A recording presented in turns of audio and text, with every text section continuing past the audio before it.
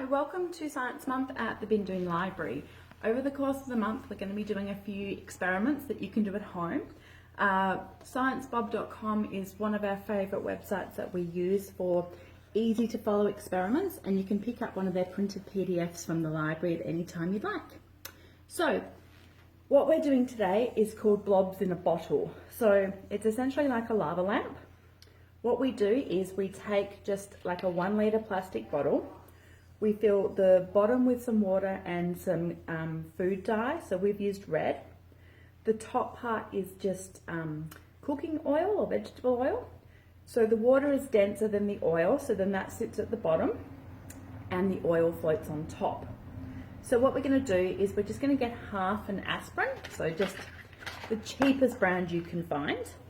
And what we're going to do is we're going to drop it in. Now, the aspirin will start dissolving and it sends gas bubbles up and it takes the red liquid with it.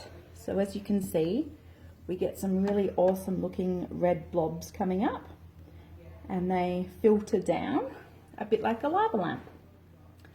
So this is a really easy and cheap experiment to do at home. So drop by, pick up a sheet and give it a go yourself.